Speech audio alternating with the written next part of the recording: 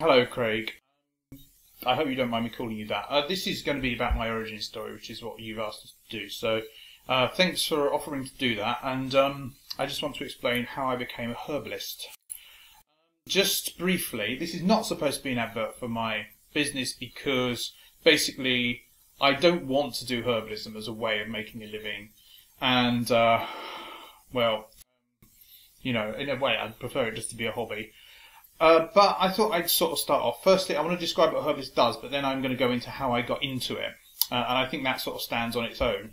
Firstly, a herbalist uses the same sort of diagnostic equipment as a doctor would.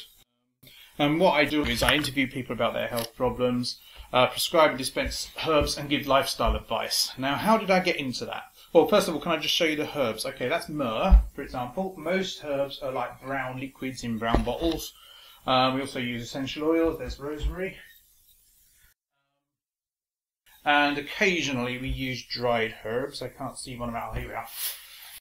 So we've got that. That's raspberry leaf, used for preparing people for childbirth. Now, how did I get into this? Well, I suppose it really started about 1985 when I was at university, when a friend of mine from school became vegetarian. And the reason he became vegetarian was because of the tropic levels argument, which is to do with it being more efficient to feed plant crops to people rather than to feed them to animals, and then the animals get eaten by people, which is like an inefficient way of raising food in many circumstances.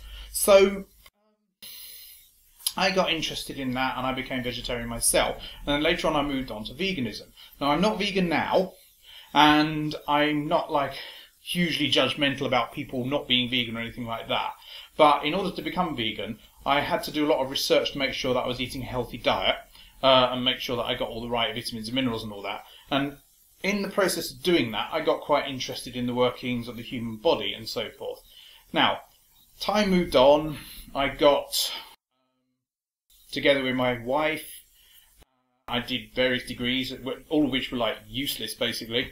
And I wanted to do something practical because by sort of education, I'm a philosopher, and philosophers are not practical people on the whole, although I think they could be, but that's another story. So, yeah, I decided the thing I needed to do was to be something which would help other people, which would be, I would be able to have a clear conscience about doing, and which was quite a positive thing to do, and also which I could believe in. Now, I looked at various alternative medicine things, complementary medicine, and whereas I am, of an open mind about whether they actually work or not, I wanted to be able to do something which was self-sufficient and also which was able to, I was able to convince myself that it worked and that I could understand why it worked to some extent. And that's what herbalism is to me. Now, I also hope I'm a good listener. I want to help people. I want to do something positive, and I want to do something which doesn't depend on on a complicated physical infrastructure. So that basically means being a herbalist. Now, the trouble with being a herbalist, of course, is that you can't make a living out of it, and I don't even try nowadays to make a living out of it, which actually, interestingly, has led to me being more able to make a living out of it than I have before. It's great being able to help people. I've got a video on all of that stuff on my channel as well, but we're not talking about that now. And so and it's very rewarding, but also it's worrying because other people's health depends on you.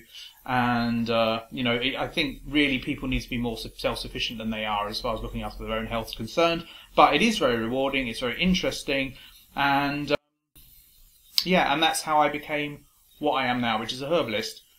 Although actually I want to do something else, but I will carry on being a herbalist as a hobby. So there you go, Craig. That's who I am, that's how I started. I could have told you some other stories, but I think that's probably the central one at the moment. And I'm trying to get YouTube to work as well, obviously, because I'm here. Okay, right, thanks for that, and I'll see you tomorrow.